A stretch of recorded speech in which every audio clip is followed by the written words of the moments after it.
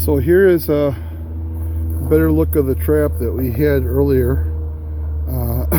That's meant for small squirrels or small rodents that the homeowner set earlier this weekend, trying to get rid of nuisance squirrels in their backyard. And they had a peanut back there on the nail holding it in place.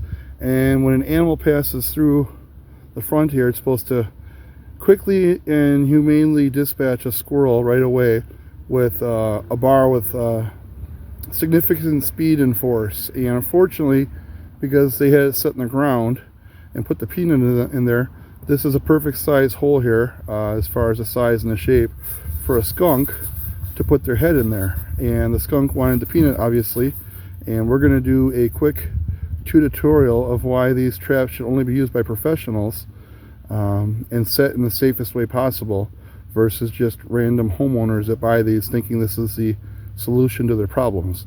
This is also baby season for squirrels, so killing any squirrels to get out of your yard are not advisable, because the potential to orphan babies and leave them at the nest without their mom is quite high. So traps are not always the answer, not always the solution to all the problems that we have. There are some other choices, but I want to show you the speed and power of this trap. So we're going to use this cardboard here to show you how fast this fires. Just watch this.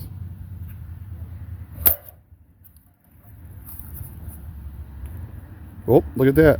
I had the safety set, which is always a good idea. So I made a mistake. I'm going to reset this trap and we're going to go on round 2. So we're going to stop this video and we're going to pick up here in a second. I asked her to use it more responsibly, suggested other methods and options for a squirrel control issue, and explained the dangers of this trap. And if you're going to use it, there's certain ways you can do so and make it much safer, like, you know, in an attic or on a roof or up in a tree off the ground. Because you can imagine a small dog or cat or even a child that's maybe shouldn't be on the property getting over there and getting into this trap and getting hurt. Even though it's small, it's still very, very dangerous. So we're going to do an example of how much power and force this trap has when an animal wants to go back there on that nail where the peanut was sitting and get the peanut. You can imagine how fast this thing fires. So we're going to watch this right here, and you're going to see how dangerous these traps are and why they should be used by professionals and not necessarily Johnny or Jenny homeowner. So here we go. Just imagine an animal sticking their head in here, going after the nuts and fighting this trap all night long. There you go, folks. So every trap has a purpose, has a use, and can be used in a safer manner, but this trap here, in my opinion, should not be on the ground where you've got skunks out grubbing and looking for food this time of year. There's other choices for squirrels. There's certainly there's hazing, there's exclusion, there's live trap options, different ways of euthanization that can be done that are legal and safe. But as far as I'm concerned, because there's a lot of skunks there, this trap should not be on the ground, because the opening right here is big enough for a skunk to stick their head in.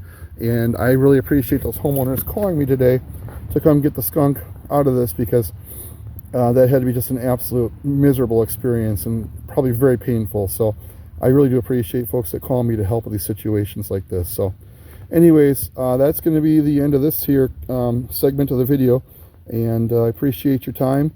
We'll talk more about this situation, and you can drop any comments you want in the comment section with any questions, and I'll do the best I can to respond or answer.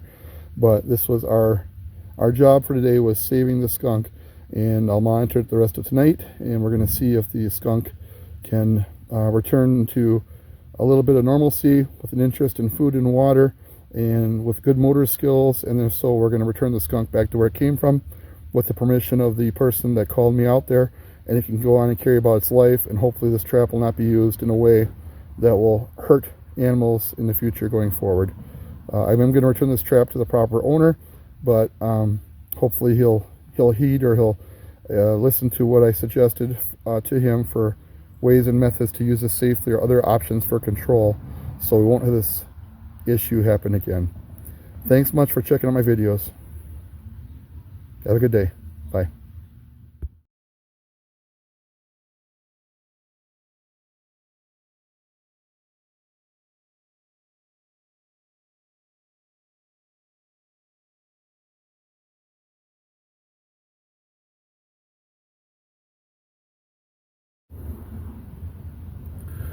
So here we have the skunk that's in a live trap. It's covered so it won't spray. And we've got the junky blanket box here we were going to try to use to cover the skunk, which we didn't need because the skunk was actually not even focusing on spraying. It was so worried about this traumatic injury, probably unaware of what's going on. It didn't make any effort to spray me. I could walk right up to it and lay a blanket over it, and it was super calm and relaxed as far as that. It was completely happy when the trap came off of its neck.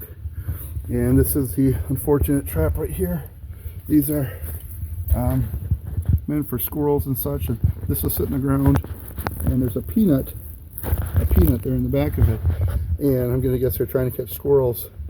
And it's a perfect shape and size for a small skunk head. And unfortunately, it stuck it in there trying to get it. And they're not designed to kill a skunk, so that's why it didn't die.